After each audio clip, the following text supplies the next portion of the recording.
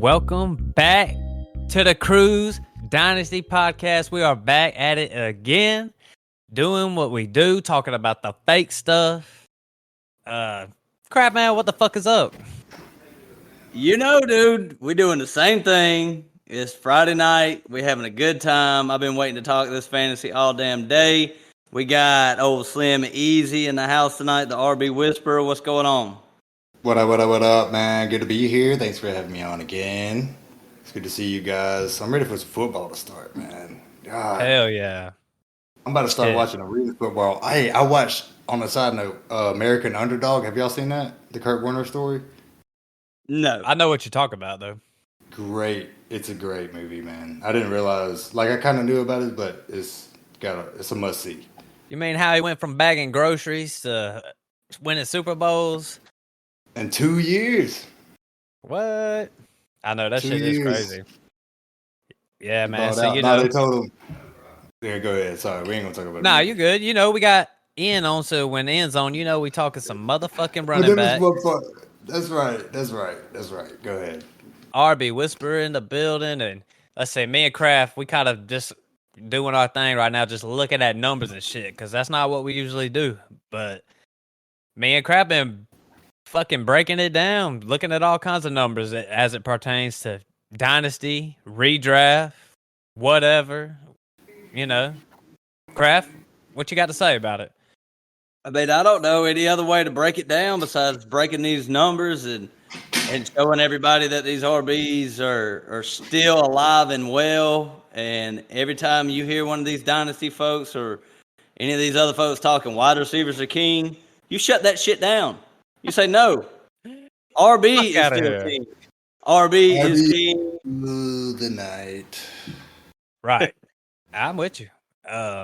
Yep, me and Kraft, we definitely some running back kind of guys. But yeah, I mean, heck, we can just get on right into it, because I mean, all we've been doing is looking up shit. I'm not even going in with like specific, you know, I'm not even going in with like a specific objective of looking at shit. I'm just looking at shit and just seeing what the hell I find, you know, breaking down the numbers. I guess really my first thing that I'm gonna break down tonight is draft capital. Does draft capital matter? Real quick, Kraft, what do you think? You think draft capital matters? I mean, it depends on what you're talking about with running backs. I think that there is a higher bust rate with first-round running backs than people actually think. I guess people think that every single time a running back gets drafted in the first round, it's an automatic 100% hit. But I know that that's not true. But I really want to hear what you found as far as day two running backs and, you know, 5th, 7th round guys, and see how everything shakes out. And what about you, man? You think draft capital matters for these running backs? Yeah, of course it does. Me and my cousin were talking earlier, and we were talking about how, in my opinion, Tony Pollard is going to be the next, per se, like Austin Eckler. Like where Austin Eckler is getting drafted right now, I feel like Tony Pollard is going to be drafted there next year, and that is a big thing because you can get, in my opinion, an Austin Eckler at a cheaper price. You know what I mean? And I think the draft capital plays a big part in it, but at the same time, it's hard to know. It's really hard to know who's going to do what and all the unexpected stuff. But yeah, it definitely plays a big part. Yeah, you know, you're talking about Austin Eckler getting pushed back. Like I was in a 10-man best ball on Underdog, and I got Austin Eckler at the 202. I was like, what the fuck? Because this is no joke. I know I haven't said this to Ian yet, because this is the first time I talked to Ian in a few weeks, but I was telling Kraft that in redraft next season, there's like for real, like 7 or 8 guys I think you could justify taking at the 101. Honestly, yeah. Yeah, I agree. Man. Go ahead, Austin. No, yeah. I mean, I agree with you. There's a lot of guys that I think could finish at the 101 this year just based on opportunity. But it's still, I think the way ADP is working right now is, Saquon's getting pushed down a little bit because of the contract situation, and Tony Pollard, I think some people like myself are still a little scared that they might bring Zeke back and take the goal line work away. And if they were to do something like that, Tony Pollard doesn't really have the upside of doing that. But if they stick with what's there on the roster, there's a lot of guys that I like, but things are going to change real quick. Kareem Hunt's going to go somewhere. Ezekiel Elliott's going to go somewhere. Fournette will probably end up on a team. So it's kind of wait and see situation, and the ADPs will change accordingly when all that shit goes down. Yeah, I mean, Dalvin Cook is still looking for a squad, I think, right? Yep. He's got like contract offers from the Dolphins right now. They've thrown couple different contracts at him. And then the Jets, basically it feels like he's going to the Jets or the Dolphins, is what I'm thinking. Two teams that just backfields I don't even want to mess with. I know, man. Real quick, before we get to going, what does that do to Breece Hall if Dalvin Cook goes there? Because in my opinion, I don't even think it fucking matters. I think Breece Hall's talent will just win out, and we'll just see the last of Dalvin Cook if he goes to the Jets. Now, if he goes to the Dolphins, though, a couple older guys there, compete with those guys. Yeah, I think he could definitely compete with them better than he would be able to compete with whole young stallion boy. Yeah, what you think, Brad? I mean, if Dalvin Cook goes to the Jets, Breece Hall is going to take a lick. Yeah. I mean, he's going to take a massive hit. Like I'm already not drafting Breece Hall at his current ADP and redraft right now. So if Dalvin Cook goes there, his ADP is definitely going to fall. It just depends on how far it falls, where I feel comfortable to take him, because I think he's the more talented back right now. But he's also coming off an ACL injury, and if he didn't have that ACL injury, do you think there's any way in hell the Jets would bring Dalvin Cook in? And that's my concern, is like, if you're looking to bring Cook in, that must mean that Hall isn't where you want him to be this year. Of course he's not. And our little saying, 2 years removed off a lower body injury, especially ACL. So of course he's not going to be 100% this year, and you have to have somebody there to relieve him. You can't put all that work on that young boy like that. I mean, he will recover from it, but I think it would, honestly, thinking on it now, would be a good football play for them to bring in a weathered veteran that can handle a load and have them both. And then if Breece starts doing good, you take it from there. But yeah, at this point, I think they have to bring in somebody right now.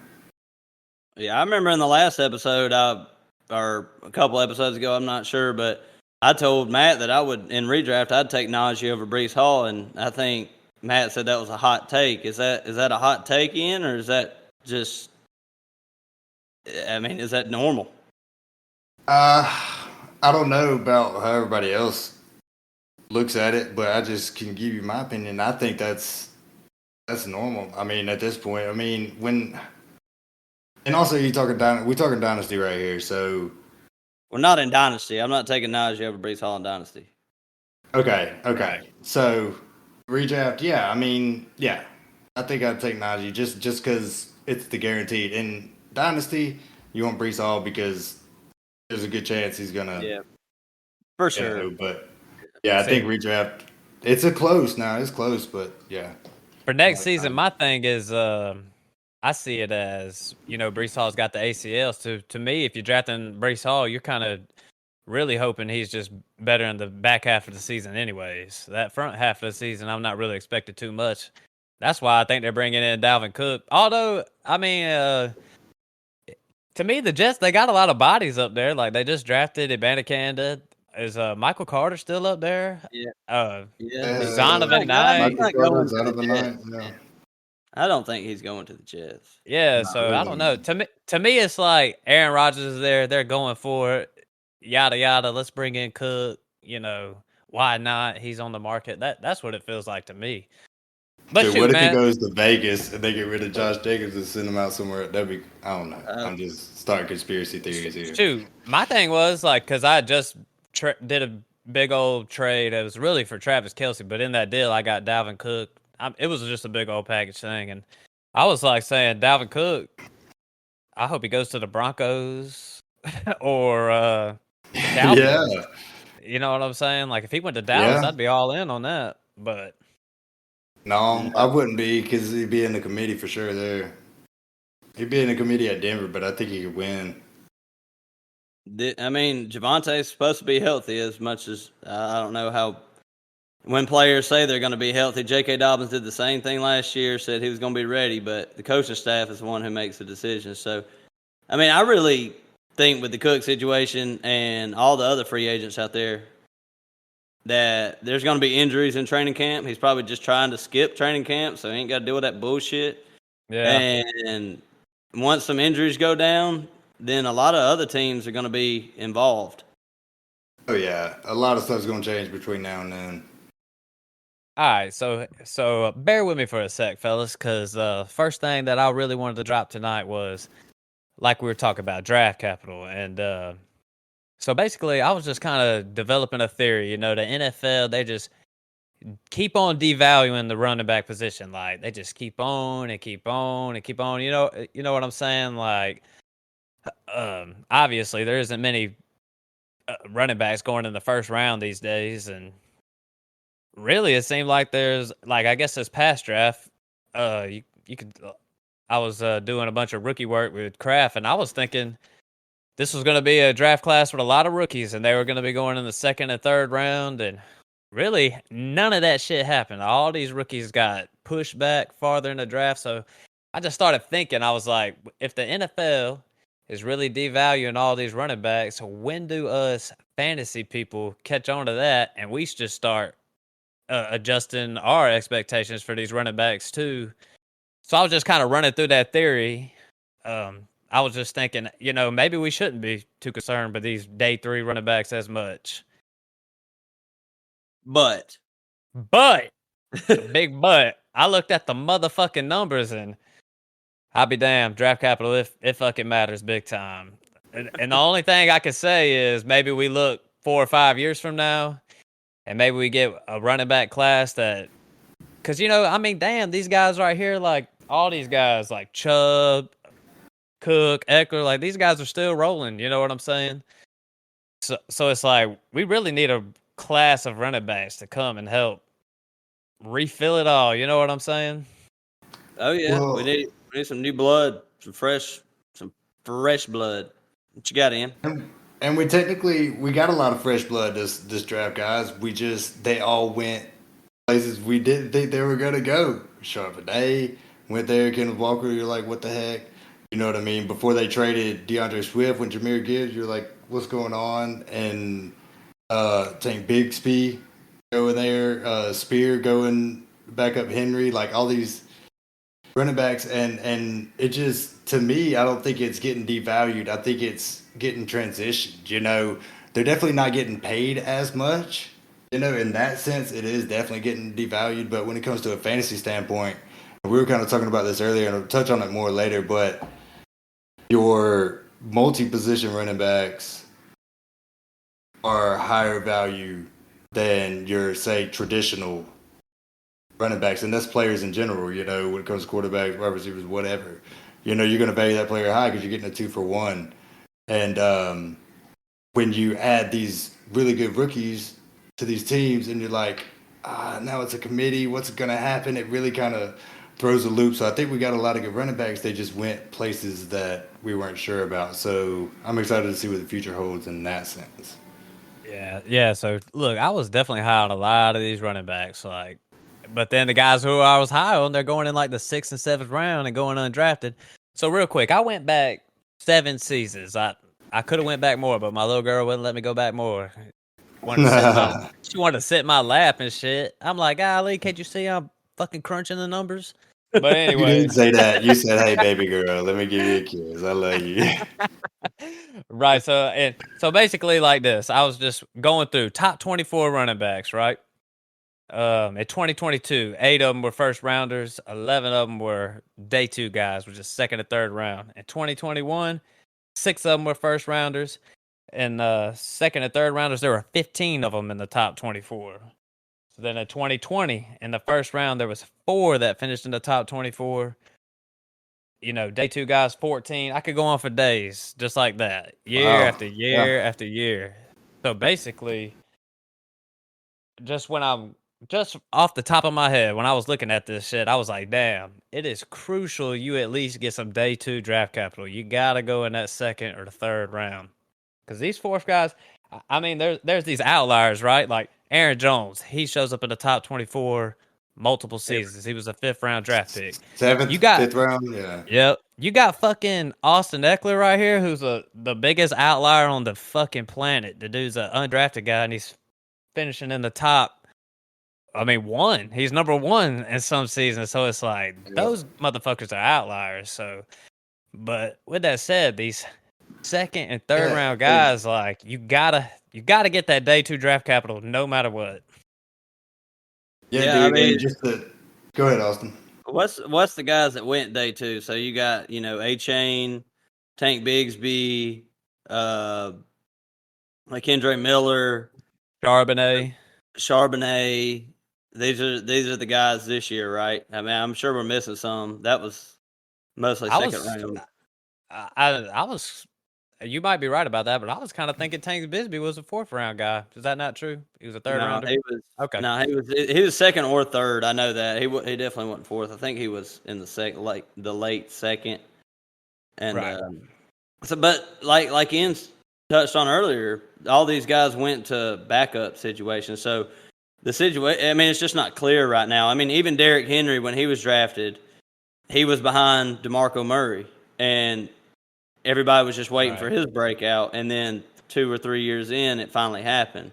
So is this the kind of situation we might be looking for here with these guys? Because, like Ian said, it's not necessarily a devaluation. It's more of a transition into the next league of running backs. And we just might have to be patient and wait a couple years. We'll see. My thing with that is I think it really only applies to like one of those guys at day 2. Like Charbonnet, he went in the 2nd round, and he's just like, I don't think there's really a position where you're just patient for Kenneth Walker. I mean, I feel like you really have to hope Kenneth Walker goes down. Yeah, I mean that's and that sucks because you don't want to think that. I don't like anybody getting hurt, but from a fantasy standpoint, that's the only way he's really going to play. And it's just weird why they got him. But you got the 1-2 punch like the Freeman Coleman back in the day, and there's a bunch of successful committees. But for a fantasy standpoint, you just don't want to see that, And there was a lot of guys that went places we didn't think they were going to, and it just makes you take a look. Actually, it's something I want to touch on is the old guys, the veterans that are getting overlooked and maybe shouldn't be.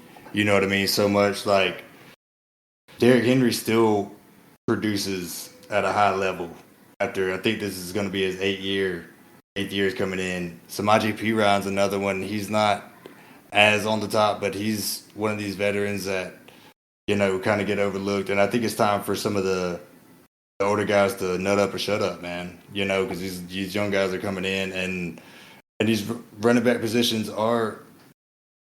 they're huge in fantasy football, in my opinion. I think it's the biggest, most important position. I'll start 4 running backs all day, right? Because they get the most opportunity for touches. I want to stay away from committees. If I get 4 bell cow backs, 4 standalone Nick Chubb, Tony Pollard at the moment, Alexander Madison and J.K. Dobbins. You start off 4 of them, every week. That's guaranteed 2, 4, 6, 8, almost, we'll call it 70 touches between all those guys, and that could produce a lot of points. Yeah, I mean, speaking on that, I got a couple numbers. We're talking about committees and how kind of everything has been shifted to where people think, oh, running backs ain't worth as much because there's more committee backs, there's more this, more that. That shit is false. And some of the things that I've been doing my research on is to try to prove if that's a real thing or if it's fake. And one thing that I came up on is that the running back touches are actually going up. They're not going down. From 2010, or what was it? Let me get back to it. It was 2010 to 2019. The running backs, or the teams, averaged 113 rushing yards per game, and that's actually gone up in the last 2 years, up to 118 yards per game. So the rushing yards is not going down.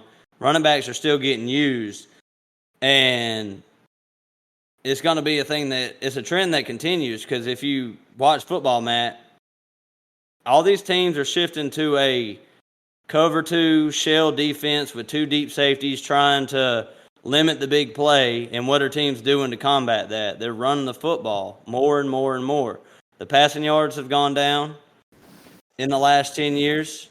In 2010 to 2019, it went down. It was 234, and then last year it was 223 yards per game passing. So the rushing yards are there, running backs are getting used more, and there are a lot more bell cows than people give them credit for, because it's just a fake narrative at this point that running backs aren't getting used the way that they used to. It's not true. Yeah. Right. Yep, I agree. I mean, the narrative definitely is that everything's two-back committee type deal, but you know, And honestly, it's easy to stay away from those. You know what I mean? It's easy to stay away from those. And the players, what really separates you from a great fantasy football player when it comes to running back and a good fantasy football player is your hybrid ability. Can you catch passes at this point? Everybody plays half PPR leagues now. And aside from Nick Chubb, Derrick Henry, I mean, you got to be able to catch some balls. And Derrick Henry's starting to catch balls, you know, and it's ugly. I'm tempted to give me some DH this year again, dude, but I don't know. We'll have to see. We'll have to see what happens. I think Nick Chubb, I put like Nick Chubb and Dobbins, people don't really think of them catching the ball, but I think this year they're going to get more catching opportunities. So yeah. Oh yeah. And I mean, I got a couple more things I want to hit on these committee backs, and Ian, I think you're going to like this. Last year, there were 18 running backs in the league that had over 250 touches, and 8 of them out of the 18 had over 300 touches. That's the most that has been done since 2019, and that happened one time, and it's the most since 2013. So 10-year sample size. These guys are getting carries, and you can look at it as, oh, hey, there's more running backs getting over 250 touches. That means there's more of a committee. But actually, them 9 running backs that got over 300 touches, that's the most since 2013. Wow. Yeah, I wouldn't have guessed it. I mean, people that watch football, you watch football on a regular basis like we do, you know, watch every game, every play just about, and you can see, you know, you know what I mean? Just like with these players, you can look at all the numbers, this, that, and the other, but the best way to learn is just watching the game. And honestly, from watching last year, I did notice an increase in the running back, and I think it's just getting, like you said, I mean, they're playing these cover high because it had transitioned to a point where everybody was throwing, so these defenses adapted, and now they're having to readapt. I think it's at that turning point where they're starting to realize you win at the line of scrimmage. You know what I mean? And we want to put my big man versus your big man and get somebody back there who can move the chains. And it's I like how the NFL. A lot of people are controversial about the rule changes and this, that, and the other. But in my eyes, when they add all these different rules and stuff, it really separates the good players from the great players. You know, the players that can understand rules as rules and adjust, adapt, and overcome quickest are the ones that are going to be successful. You know what I mean? You can't do nothing about them putting the rules in there, so only the great ones are going to adapt, and it makes the game change overall, you know, through slowly, you know, and it's really cool to watch, you know, being a football fan, how the game evolves and how the way they kind of have it set up is really mad genius. I mean, I'm with you on that. Like these running backs, like we covered earlier, these defenses are trying to stop the big play. You got the Patrick Mahomes, you got your Josh Allens, Joe Burrows. These teams are trying to limit the damage as much as they can and let them drive down the field slowly. And that's just creating more touches for the running back position. And you are seeing a lot of these running backs getting drafted earlier because the way they can catch the ball. Bijan Robinson would not have been drafted that early. Jahmyr Gibbs would not have been drafted at number 12 if they didn't have a pass-catching pedigree.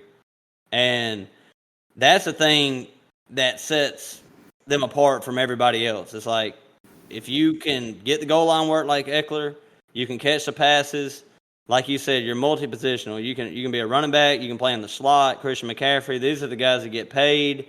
They're the guys that get the money. And that's the guys the NFL wants right now. They're not really looking for these Derrick Henrys anymore. These, running between the tackles, and that's the reason they're not paying them kind of guys, because the ones that get paid are the ones that they can save money, not get a slot receiver, and just throw Christian McCaffrey out there and take his job. You got two players in one. Yeah, and I feel like also the contracts get way more complicated with those kind of running backs because the running backs obviously want protections for if they get hurt. They want a lot of guaranteed and this, that, and the other, and they know they're only going to get a short contract, so they try to get the most out of it. And also the team is trying to, so the best compromise is when both parties feel like they lost a little bit, so it gets super complicated when you got those running backs and they know they're going to get beat up, and just I couldn't imagine being an agent in the NFL, trying to deal with all this crap. So what do you think is going to happen with Saquon and Josh Jacobs? I mean, we've talked about it a little bit, but I mean, how could these guys actually sit out? I mean, are you drafting? Would you take the risk of drafting Saquon in a redraft league in the first round, or are you just going to skip and pick up Nick Chubb or Tony Pollard, Ramondre Stevenson, somebody like that at this point if you're drafting right now? Well, if it comes right now, I wouldn't draft him just because there's players out there at the same position with no drama. You know what I mean? Like, why add unnecessary drama? Like, yeah, he could be good, but this player might just be a little less good, but there's no worry. You know what I mean? And I think they can afford to miss the season. You know what I mean? Maybe miss a little bit of training camp, maybe a week or two, but when it comes to that running back position, dude, like, your body can only do that shit for so long. You know what I mean? You got to go out there and you got to do the thing, And look at Le'Veon Bell. I mean, he sat out for a year and back. It sucked. You know what I mean? You're losing a lot of valuable playing time. And I mean, I understand it if they do want to sit out, but you can't expect to come back and be the same person you were when you left. You ain't got to bring me back to me drafting Le'Veon Bell in the first round to get 0 games out of that motherfucker. So, I mean, you didn't have to mention his name, but I didn't want to bring this up, but I did kind of jinx Antonio Brown one time when you were beating me. You remember that? Nope, I do not. You were beating me, dude, and you had Antonio, and he was your save. He could have saved you, and I was like, but I hope he gets hurt. And he got hurt that game. And you were mad, bro. You were like, "What would you say that?" I was like, "Bro." And then from then on, like, I don't wish injury on any players. Like, I felt totally bad about that. Selfish ass motherfucker, dude. No, man. But hey, I beat you though. That's what matters. That's all that fucking matters, man. Crap. What else we got for these running backs?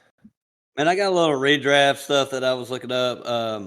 I know I mentioned the running backs that got over 250 touches. There were 18 of them last year.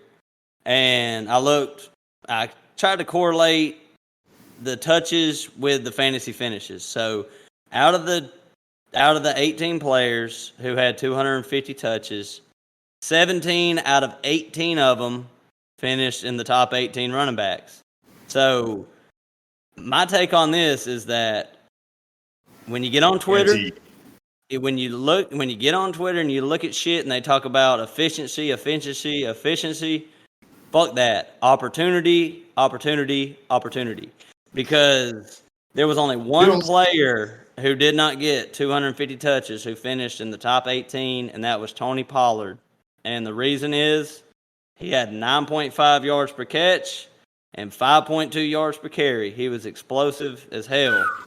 And if you notice, the top guys that we draft every year, the Austin Ecklers, the Josh Jacobs, the Derrick Henrys, we all know that they're going to get the work. And not only are they going to get the work, but they're uber talented too. So This is more of a redraft thing. When you're looking at running backs, your RB2s. You're looking for your RB2s. What do you want? So when you're in there drafting, think about which guy is going to get the opportunity. Which guys is going to get, 250 touches this year, because Jamal Williams was in there last year. Leonard Fournette finished as like the RB12 last year, and we all remember how terrible he was. I mean, he was an abomination on the field. Like, it was terrible to watch, but I could even say he might have lost me my season, bro. Yeah, he definitely got that, and you don't see that with receivers. I mean, even maybe not your tier ones, but they don't get the opportunity that these running backs get. You know what I mean? As long as they have the skill set, they can make you a lot of points, because the receivers, there's usually 2 or 3 on the field at the same time. You know what I mean? You're never always going to go to the same one, and it's just the opportunity, like you said. I mean, it's just, and when I look at drafting receivers, I look at how many targets. I skip over everything. I look at how many targets you got, the percentage of playing time you had on the field. Those are the 2 things that I look at. Yeah. You know what I mean? Because that's all that matters. Like, if you have talent, which you do because you're in the NFL, if you get the opportunities, that means the coaches know you have talent and they're giving you the opportunities. So you take it. That's what I like to look at. And you just said it. I mean, running backs get more opportunities than anyone. So you just have to pinpoint the ones that are at the top of that. You know what I mean? And you have to go for those. Yeah, I mean, I totally agree, and I ain't even hating on wide receivers. I've done a lot of research on RB versus wide receivers and stuff. It's pretty damn equal when you look at everything. Yeah. But with running backs, like I said, if you're sitting there drafting and you're looking at some guys that are going super late, and you're thinking to yourself, like, which guys have opportunity that is going as like the RB20, RB32 ADP wise, and I wrote down a couple names of guys that I think can reach that 250 touch mark pretty easily, and they're getting drafted way after the RB18. So I got Rachaad White. He's going as a RB27 in ADP right now. Rachaad White, it doesn't matter what you think about him. I've talked pretty bad about his yards per carry and efficiency numbers, but he's going to receive a lot of work this year. And the RB27 is his absolute floor. And you got anything? I know Matt got a lot to say about Rachaad White. That's his boy. So go ahead, Matt. I mean, yeah, I feel like Rachaad White's going to get, like you said, he's going to get all the opportunity. There's nobody behind this man. So, if they bring somebody into free agency, then maybe I'll cool off a little bit, but nobody behind this man. And the dude, what you call it? What does everybody say on Twitter? Oh, he's so inefficient. So is Najee Harris. Najee Harris is super inefficient. The difference is Rachaad White, he actually catches the ball, and he's going to get a lot of targets this year. So, yeah, RB27, shoot, that's all day. I mean, shit, that really ain't even debatable. His floor, man. That's his absolute floor. So you're not going to miss out drafting Rachaad White, where, if he finishes the RB27, you still didn't miss out. Right. And, another guy I got, James Conner. We talk about him all the time, 96% snap percentage last year at the end of the year. That's like quarterback numbers. Yeah, yeah, that's ridiculous. Going as the RB24, you don't think this guy is going to receive 250 carries, 300 carries this year? There's no way he's going to finish as the RB24. That's absurd. Shit, with no Kyler Murray, so you know they're going to rely on that run game. I mean, and you know how the Cardinals do. I mean, obviously they got a new head coach, but I mean, damn, it's like you just said, like 97% of the snaps and shit. They didn't draft nobody behind him. James Conner, man, damn. In Dynasty, if you're competing, you might as well try to buy him if you can. Because you could probably buy him at a nice price. I don't know. Maybe not now. But for some reason, I don't know. Something is still keeping me away from Connor. For some reason, I just don't like that offense right now. Like you said, new coach and all this stuff. You know, it's if I can avoid that drama, I will. You know what I mean? Just a bunch of different revolving. You know, anything with too many moving parts. You got too many players moving around, and coaches especially. That's tough. I mean, look what happened to the fucking Broncos last year. I mean, who's going ahead of James Conner right now? I mean, I'll tell you in a second when I get back to it, but I had to shove some shit in his face for saying he won't take James Conner right quick. Kyler Murray was not there at the end of last year. He got hurt. I can't remember what week it was. Like week 11. Week 11. From week 11 on, without Kyler Murray, James Conner was the RB4, the RB4, the RB12, the RB5, and the RB15 without Kyler Murray. Playing 90-something% snap percentage. I mean, how old is he? I'm not saying to go out and reach for the guy. I'm just saying at RB24, that just seems crazy to me. Oh, you're definitely right about that. That's pretty low. Would you take him or DeAndre Swift in? That's a good question. That's a good question. And the quick, I mean, don't even have to think about an answer is DeAndre Swift because it's not about the player at that point. It's about the line they're running behind, bro. It's about that offensive line. This is where I'll push back on in a little bit because this basically what Miles Sanders was last year. I mean, he's going to be in a committee with like 3 running backs. And Miles Sanders had a good year. He had like an RB2 year. No, I mean James Conner definitely has the talent and the protection. It's just I think and you might be onto something. You might be winning me over to James Conner, but this does now upon further recollection or whatever the right word is, it might be his time. It's just I really don't like that all the clouds around there. So I definitely gonna be somebody on my watch list from here on out. But I like to focus on players that have, you know, top ranked offensive lines. That's the main reason I would pick Swift because it's hard to do bad. But I don't like committee backs. I would say basically this is just like what Kraft is talking about. It's the opportunity versus efficiency. Yeah. But DeAndre Swift's going to have to be efficient for him to have a solid year. James Conner is going to have all that opportunity. At least it looks like that. If James Conner was running for Philly, oh my God, dude, I would pick him in the first round.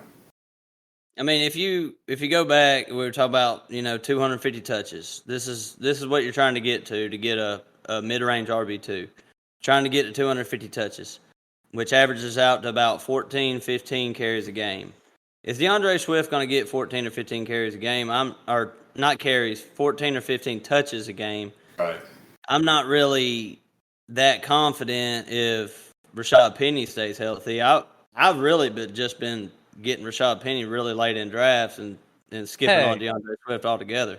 I'd rather just have fucking Kenneth Gainwell and let them both get hurt. You know they're going to get hurt. You know Penny's going to get hurt. There ain't no question in that. Heck, they're all at a price where I'd take them all. Well, maybe not Swift, but Penny and yeah, Swift might be a little high. Yeah. I got Gainwell on my dynasty bench, like way down in there, just waiting on his opportunity, bro. Like, the numbers called. He might give me some points, but right. He's had plenty of chances, man. It's done now. Oh, I know. I mean, heck, I didn't want that running back room last year, but I mean, Swift is definitely a better talent than Sanders, so you just have to see how it goes. Yeah, there's a couple running back rooms that I'm avoiding completely. I mean, it's the Philly running back room, the Dolphins running back room. I'm not touching that. And like this, another thing. if you go back, I don't know the exact research, but I went and looked back probably about 2 or 3 years on running backs that finished in the top 24. And just going down looking at the names, I'm like, this guy isn't under 200 pounds. This guy isn't under 200 pounds. All these guys are big guys. All these guys are 210 pounds or just 200 and more. Devon Achane might be a great player for the Dolphins. It might help them out as a franchise. But stay away from drafting him in redraft. He's not going to have enough value and enough touches to become valuable. There's just Jahmyr Gibbs is 199, so I'm gonna give him the benefit of the doubt and just stick with Jahmyr Gibbs. Yeah. But you're going to be able to pick up A-Chain on the waiver wires later on because whoever drafts him is going to drop him after 2 or 3 weeks for somebody that's fucking blowing up, and then you can get him for free. So. Yeah, to me, A-Chain feels like a late round best ball pick or something like. Right, exactly. Because he can break a long run for a touchdown in 1 week and like win you the week, but he's not going to be. Yeah. You don't want to put him in your lineup every week in redraft and hope for the best on his 8 touches that he's getting that game. Yeah, I'm with you on that running back room. But Kraft, you got any numbers? Crunching the numbers, you got any more for us while you're drinking your little Truly? We ain't on YouTube. You ain't got to tell everybody what I'm drinking. This is some shit people left over here. I was drinking some Coors Light. And I ran out, so I had to go searching through the cooler, figure out whatever was left. Hey, I'd drink Truly right now if I had one. It's that pina colada flavor, and it's pretty damn good. So I'm just going. I almost broke out into song. What are we talking about again? That's what I was about to say. We got anything? Any more numbers? If you left pina colada. Y'all made me do it. Okay. Oh, yeah. I got a couple just random-ass stats based on running backs. And I don't know. You can take it or leave it. But 72% of the rushing leaders since 1990 are 26 years old and younger. So, what does that mean? That means we need to value these young guys, but that's also 85% of the NFL. What do you mean? 26 years old and younger? Running backs are 26 I'm just years saying, old. But that's about halfway. So they come into the league at about 21, 22 years old, and they play till they're about 30 or 31. So that's about half. I don't think that number is gonna it's not going to be right this year because I do agree one of them older folks is going to finish as RB1 this year. I ain't really betting on the Breece Halls, the Kenneth Walkers, the Jahmyr Gibbs, Damian Pierce, these guys. Right. Bijan, he could do it though. He got a shot. I feel like it'd be him and Gibbs. Between him and Gibbs, they might be the only. But I mean, he is the only one. But I got another cool little stat for you guys. No running back has put up back-to-back number 1 seasons in the last over 10 years. And Antonio Brown had 4 straight wide receiver 1 seasons. That's right. I didn't know it was 4 straight, but I do remember him being top of the charts because I picked him. I was like, he's the man. He's a beast, man. He's a straight beast. Hey, man. So what is that? So what do you say? Like, if somebody finishes number 1 overall, you trying to trade him after that year or get a haul? Yes. I mean, at running back, I'm telling you, man. At running back, you might. I listen to other podcasts. They're always talking about. I'll always trade a running back. So that's what I'm saying. Like, if you get your Jonathan Taylor, it seems crazy that Jonathan Taylor after that year. Or what about CMC? It was 2019, scored over 400 points. You gonna trade him after that shit?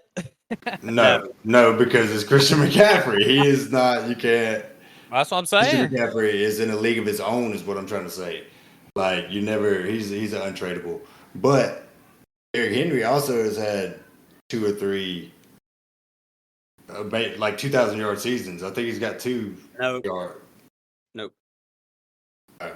Anyways, he's had great seasons, but he's one of those players where you still wouldn't feel that bad about trading away. You know what I mean? Like, you can get a high value for him, and you don't really want to, but you wouldn't trade You wouldn't trade Christian McCaffrey. I would. I don't know. I'm just. So crap, man. What do we do with these running backs? Like, if we just did a startup, we're in dynasty leagues. Heck, we're all in dynasty leagues. What do you do with these running backs? Like, how long do you keep one on your squad? When do you flip it over? Every couple years? Every 3 years? I mean, what are we thinking? I mean, it really depends on the player. I mean, there's a lot of talk of receivers last longer. They have a more longevity and everything. But like I said, these same running backs that we're talking about, the Derrick Henrys, the Aaron Jones, the Austin Ecklers, the Josh Jacobs, these guys are like repeat offenders over and over again for like the past 5 years. And if you're telling me that I got a 24-year-old running back and he's on a contract year, and a lot of podcasts are telling you, hey, you got to sell them. You got to sell these guys after their contract year. I mean, look at all these guys. They're winning leagues left and right. And the main reason we play fantasy football is to win the championship. So, Man, you mean it ain't to rebuild and trade all the time, man? no, it's not to rebuild it. It's not to rebuild and trade. You just got to keep these guys. I mean, they're really, it just depends on the team makeup. But, I mean, if Derrick Henry is probably the only one that comes to mind that is older right now that I think I would come off of. And if you just give me a late first or something, maybe I'll take it for Derrick Henry. But all the other guys. Am was talking himself into more Derrick Henry. I know I was, wasn't I? But this is another guy. This is an older guy, older veteran. He's 28. Guess who it is? I'll give you a little bit more. So he finished from 2019, number 2, number 5, number 10, and number 9. Aaron Jones. Aaron Jones. Oh man, come on, bro. Damn. Sorry, your Packers. He got him. He got it. But yeah, so that's another older guy that you kind of are skeptical about pulling, but you wouldn't be mad about trading. But he's also a great player. It's kind of all right. Hear me out on someone like Aaron Jones. I'm glad we talked about Aaron Jones because this dude's a 5th round pick, right? So basically, earlier when I was talking about these numbers or whatever, and we're talking about draft catapult, it fucking matters. So Aaron Jones, 5th round draft pick. This dude shows up at the top 12 multiple times. And what'd you say? He had never been outside of the top 10. So and 2, he had 5. And he had a running back 2 years? What you said? Yeah. Before Dillon came along. So exactly. Basically, this is what I'm saying. It's tough, but it's like, all right. I checked out this article by FF Astronaut, so shout out to those motherfuckers. Basically, he just broke it down into 3 categories. An RB2 performance scored 12 points per game in a season. And then an RB1 performance scores 15 points per game in a season. And then an excellent running back, they score 20 points per game in a season. So basically, if you're a 4th, 5th, if you're a 4th round pick or later, if you're a 4th round pick, you have a 1% chance of scoring 20 points or more in a fantasy season. And 5th, 6th, and 7th is a 0. Eckler is. Yeah. That's what I'm saying. And undrafted free agents, for some reason, they have a 0.7 chance. I'm pretty sure that's all fucking Eckler, unless James Robinson did that shit. Or a little bit of Kurt Warner. Kurt Warner's an undrafted free agent. But running backs. RB1. All right, so like RB1's like a 5th round pick, like Aaron Jones. For him to have an RB1 season, there's a 2% chance. So let's just say he has that RB2 season. I mean, numbers right here tell you you're 98% chance safe if you just sell his ass and try to get a haul right then. That's why it's called fantasy football, because it ain't no exact science. We just that's what I'm saying. But that's what I'm saying. If you're being safe, you could get a haul for Aaron Jones. You probably picked him up. You probably picked him up off your waivers years ago, or drafted him real late. My problem with the running backs, the young running backs that are in the league right now, and I just think we haven't really figured out their potential yet, like we talked about earlier. It's going to come down to next year when 2024 comes around. It's going to be the same old shit. You're gonna have a good running back get drafted in the first round. It's gonna be a good landing position. It's gonna be great. But then you're gonna have 10 other running backs that go to places that you don't want, and that you can't see a immediate future for them. Aaron Jones is one of them guys. I mean, he was behind, I think, Eddie Lacy at one point, and then he came in, and it's him and Jamal Williams, and they're both doing their thing. So it's just an unclear situation. That's what we're looking at with Tank Bigsby and Kendre Miller and Tajay Spears, just all like that. But I would say if you drafted these guys in a rookie draft, just hold on to them. Yeah, because you the have cream's no gonna idea. rise to the top. You have no I idea think what's going on. I think I'm gonna take the opposite track. I think if you're really trying to just AJ gain Dillon. value, if you're trying to gain value and attain more value, I think if you drafted a guy fourth round or above, and he gives you an RB1 season, I think you might as well just fucking sell him and go ahead and get your haul. Yeah. Because literally Aaron Jones is like Aaron Jones is at a 2% the chances are impossible, so that's the highest value he's ever gonna have. Don't trade him. Don't trade him. But why not? Why not go ahead and get you a couple first? Go ahead and get some guarantees. Because listen, if you go ahead and get these guarantees, first are definitely not guaranteed. All right, but hold on. But if you're drafting a running back and he's like a top 5 pick, there's for him to have a RB2 season, it's over 50%. And that's 15 points per game. That's 12 points per game. That's way better than the other stat that you said about if you have an RB2 season and you're picked in the fourth later. That's what I'm saying. Happens. So if it happens, it's like winning the lottery. It's like, all right, I won, I'm out. The only reason it would ever happen, though, if somebody finishes like an RB1, like RB1 to RB12, is because they got the opportunity to do it. And they're most likely going to get that opportunity again. Aaron Jones is the prime example. Why in the hell would you have sold Aaron Jones when he had an RB2 season? He's still been an RB1 the rest of his career. Why not just hold him? But what I'm saying is keep the great player on your team instead of getting uncertainties at first round picks. I don't really feel like it's an uncertainty. If you're picking a guy in the top 16, there's a 51% chance he averages 12 points per game at least. I mean, if you're at a 4th round pick, it's like 5%. In the top 16 of what? The NFL draft? I mean, what could you get Aaron Jones for if he has that number 2 season and you sell him? You're probably getting 2 first plus. I'm not making that trade. So you're saying, man, I'm not trying to start over. Why can't you just keep rebuilding all the time? But you just said the young guys go off. The young guys don't go off. 26 and below, those are the guys we want. They lead the league in rushing. Those old guys ain't doing that. The young running backs. That's what I'm saying. Aaron Jones is a running back. In a first round pick, a first round rookie pick in a rookie draft in Dynasty, you have no idea what you're getting. I mean, yeah, you do. Bijan Robinson. I was about to say Bijan, Jahmyr Gibbs. Aaron Jones would go with Bijan. Right time. I mean, if you trade Aaron Jones for you wouldn't trade Aaron. You wouldn't trade Aaron Jones for Quentin Johnson and a couple firsts. I mean, as of right now, I would. But I'm saying we're talking about going back to when Aaron Jones was an RB2 and then he's finished as an RB1 for years to come. I mean, you're not going to get that kind of production out of just a random first or a couple first. But what I'm saying is why not? Because the chances are way higher. Superstars win the league, man. Superstars win your fantasy leagues. You want to keep these guys. These first-round picks are superstars.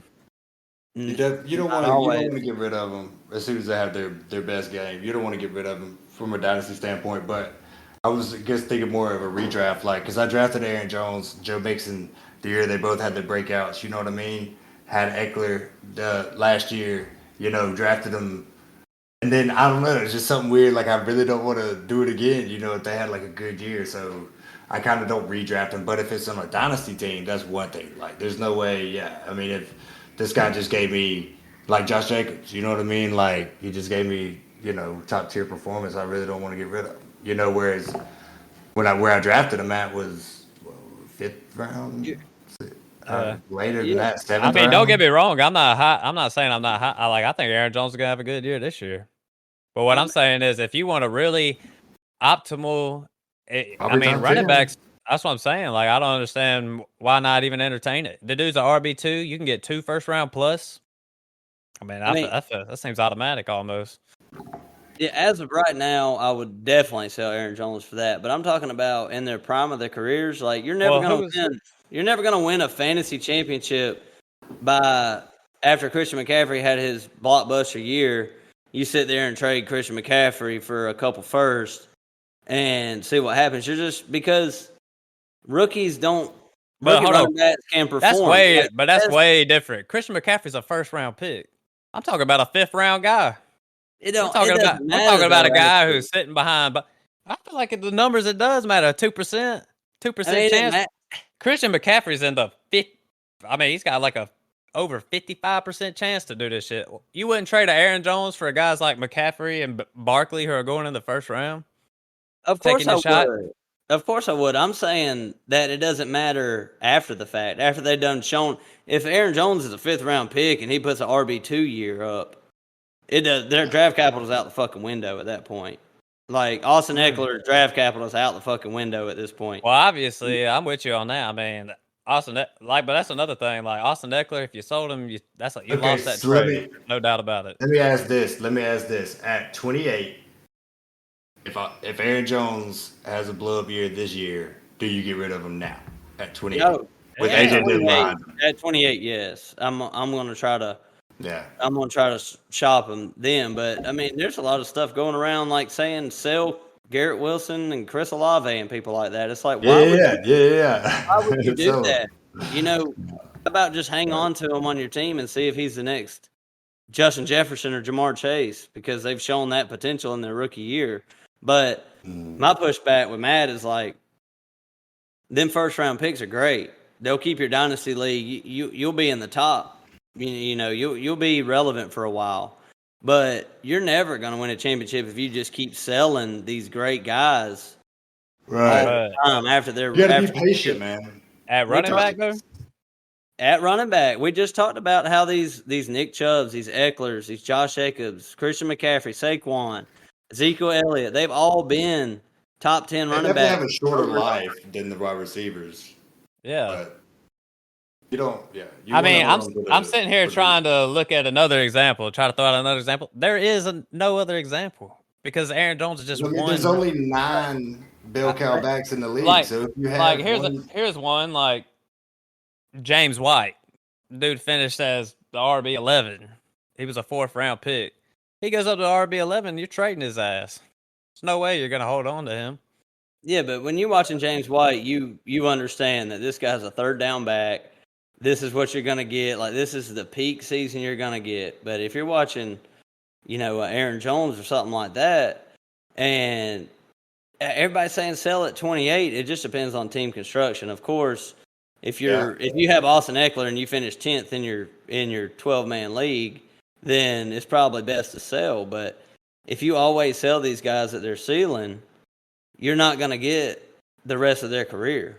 And you're just going to be getting uncertainties for a payback, really. I mean, and with the running back position right now, we're talking about a transition. You got the younger running backs are not proven at all, and they haven't done anything. I mean, I feel like a lot of them have, though. You don't want Ramondre? No, I do not want Ramondre. I don't want a Patriots running back because I want him in redraft, but I don't want nothing to do with it. There'll be somebody else next year. There's going to be somebody redraft. All right. That's what I'm saying. You don't want him, but he was a 4th round pick. He finished as an RB7 last year, and you would trade him? But you wouldn't trade Aaron Jones? I wouldn't trade him right now. If I had him, I wouldn't trade him. But that's what I'm saying. He just went the fuck off last year, and you wouldn't trade. You would trade him? It's a different situation because it's the Patriots, and they're already talking about bringing Dalvin Cook in, and the Patriots are not going to pay. You know the Patriots ain't going to pay no fucking running back. He's going to be somewhere else, and I'm not trying to take that risk of where he goes. So I would sell Ramondre off of his breakout season. I might hold on to him for one more year until his contract year comes up and then sell. All right, I got another one for you then. What about Jordan Howard? In 2016, he finished as the RB9. In 2010, he finished as in 2017, he finished as the RB10. He's a 5th round draft pick. Why not sell him? I mean, what you gonna get? What you gonna do with Jordan Howard? Does anybody even have Jordan Howard on the team? I'm talking about back in the day. I was trying to say In 2017, he finished as a top 10 RB. Dude don't even finish in the top 24, or he finishes as like 20 the next season. Oh, just falls off. Yeah, okay, I get what you're saying. Yeah. So you could at running back, you might as well just capitalize on the. That's the eye test though. Jordan Howard was not a good eye test when you watch Jordan Howard. I mean, you can go back. Oh man, now I get it. It's the Packers. But I get what Matt's saying. I do feel like there's more of a chance that your guy is gonna have a bad year after a boom year. You know what I mean? If you trade, if you trade somebody like Aaron Jones and you go in your rookie draft and you draft somebody who's got day 1 or day 2 draft capital, it's pretty much the percentage. They haven't had their boom year yet. That's what I'm saying, but their percentages are so much higher to finish in a boom year more consistently than someone like Aaron Jones. Aaron Jones is a fucking outlier, though. I mean, I'm sitting here looking at the last 7 years, and there's nobody else I can even compare. He's great. I mean, Aaron Jones is good. Yeah. I mean, honestly, if you trade Aaron, 28, and it's like Dylan's there, and that's why he's a good example. You know what I mean? Because like Aaron Jones is tough, but hard to hold on to. I mean, if you trade Aaron Jones, you probably lose. But check me this: would you rather have Aaron Jones or Ramondre Stevenson? I would rather have in Dynasty. In Dynasty, yeah. I'd rather have Ramondre in Dynasty. Yeah, big time. What about redraft too? That's not good. I like Ramondre in redraft. I don't trust the Patriots, and I mean I get what you're saying, Matt, with these later round guys, because I've been sitting here talking about trading Dameon Pierce and Rashad White for a minute. I got one more for you. One more. And you might even laugh about this one. 5th round pick, finished as a RB1 in 2016. Jay Ajayi. I know y'all remember him. That motherfucker fell off the cliff. He did. That's what I'm saying. But what I'm saying is Aaron Jones, if you held on to Aaron Jones, really you got super lucky. Just same thing with Austin Eckler. Yeah. You held on to him all them years, you got lucky as fuck. It paid off. Yeah, that's all based on situation though. Like when you're watching Aaron Jones, you think, oh, he just put up a massive year, but also he's obviously the RB1 for the Packers for the future. When you're looking at Jay Ajayi at the time, I'm not sure going off. No. I think there was an injury that caused that. Jay Ajayi never had a. I mean, I feel like injury is part of it, especially at running back. I mean, what about this one, Craig? This one is hits a little more home for me. Devontae Freeman finished as the RB6 in 2016. That motherfucker fell off the cliff. You can't even sell him no more. I mean, that shit's over with. Yeah, he's a 4th round pick. That's a good example. I mean, I don't disagree with you, and I really think it's more based on when you watch the games and you realize what the situation is. Did a running back get injured and this guy's filling in and he ended up with RB6 season and he's not getting paid that much? Like, I'm probably the most out of all of us on Isaiah Pacheco, Dameon Pierce, and Rashad White. I'm saying in Dynasty, sell all these guys. So Rashad White, I agree with you on all this. Only thing is, Rashad White is a day 2 draft guy. He was drafted round 3. Yeah, but he sucks though. He's not great. If he sucks, and he doesn't have a good team to help him. If he sucks, then Najee sucks. Yeah, no, Najee don't suck. Shut your mouth. David Montgomery sucks. Then that's different. I mean, David Montgomery. Hell, man. It's different. It's different, man. I think the Buccaneers are gonna suck, and they're gonna have a lot of draft capital next year, and they're gonna bring in a bunch of weapons. And Rashad White is gonna do his thing, just like David Montgomery, but they never won any games, so he never got past that top tier during his prime. Okay. But I got one more scenario with you for this Aaron Jones thing. One more. All right, so Aaron Jones in 2019, like you said, he finishes the RB2. So let's just say you have Aaron Jones, and I come at you and I say, I want Aaron Jones, but I'll give you Dalvin Cook in the first. Do you do it? Dalvin Cook that year was the RB6. Yeah, I would do it knowing what's happened in the past, but Well, I'm saying is, I mean, he's got all these guys got drafted. All right, well, I'll just take it a little bit Yeah. lower then. What about all right, like a third rounder? Would you trade Aaron Jones and then I come at you? I'm like, I'll give you Alvin Kamara in the first because Alvin Kamara was behind Aaron Jones at that point in time. I mean, at the time, without knowing anything, I wouldn't have done it because Mark Ingram was there, and who would have known that Alvin Kamara and that Sean Payton offense was going to explode the way that he did? So I mean, it might I feel have like been the wrong 29. choice. I feel like 2019 kind of gave it to you. He finished ahead of Mark Ingram that season. Yeah, I mean, yeah. So But you at kind the of same already know time- he's going to be better than Ingram. Well, yeah, But you that wouldn't year, take I the didn't trade. know. I didn't really know what Alvin Kamara's rookie year All was. right. How about this? Let me let's just redo it real quick. Well, fuck. I mean, heck, I can't. There ain't no other examples of Aaron Jones. I mean, he's just the only motherfucking Yeah, one. no, I mean, All right, let's just say this: Ramondre Stevens at the 4th round, and then I come at you. I'm like, all right, because Ramondre finished as RB7 last year, so let's just say Miles Sanders in a first. I'm taking it and running. Sheesh. I'm taking it and I'm running. That's pretty much kind of like what I'm saying about Aaron Jones. Taking it and running. But I guess you just proved. I guess you just proved your point without Listen, me hold knowing. on. This is what I gotta say though. With this one though, Kraft is you honestly like. If we're talking about eye test, like, there's no way I'm trading Aaron Jones. So, and if you don't trade Aaron Jones, like, you win. You know what I'm saying? If you trade Aaron Jones, you probably lose the trade most likely, unless you get 2 firsts, something like that. 2 first plus a little young running back. Any running back. You got the guaranteed secured guy there.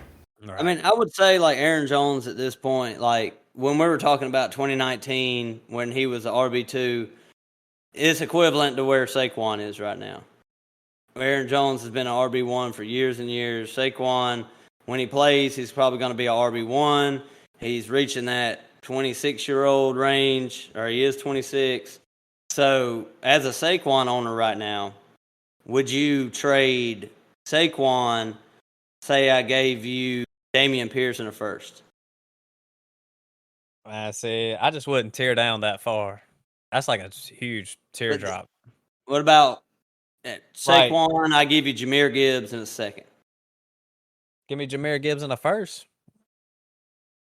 I mean a second don't really do it. Seconds don't do shit for me at this point. But that's what I'm saying. We're talking about if we're doing seconds, these guys got to be old as fuck or young and unproven. I'm talking about rookie draft. That's what I'm saying. Second rounders. I mean, what are you gonna get with a second round rookie draft pick? I got Dalton Kincaid and Sam Laporta in the second round. Exactly, and you're gonna have to wait 4 to 5 years for that to pay off. Shit, we'll see. Maybe not Kincaid. Maybe not Kincaid. Well, you know it's funny because our guy DT is big on Sam Laporta. He will have opportunity. We'll see. Hey, Ian, how you gonna feel about that? 40 receptions, 400 yards, 2 touchdowns from Laporta this year. That shit gonna crack your lineup. Bring it on. Shit, really, with the way round 2 shaped up, it really didn't even matter. It was pretty much worth taking a shot on these tight ends. That round 2 was weak. They said from the get go the best position in this draft is tight end. So, yep. So I was like, why not get the tight end? But I got to get out of here, man. I got to get it. Yep. Getting on. All right, shoot, man. We're going to wrap it on up. Ian's got to go. Kraft done went to take a piss after that big old debate we done had. But shoot, man. Everybody, thanks for listening to the podcast. 5-star review. You can add me at No. You can add me at Crewman Hamm. You can add Kraft at Pac-Man Fact. I don't even know. Craftman Pack Fan. Thanks for listening to the pod. I hope you like that. Ian, you got anything to say to the people real quick? Yeah, man. Just value running backs. 5 stars. always these guys get on here, dedicate their time, money, patience, and just appreciate you having me. Yeah, man. Ian, appreciate you coming on.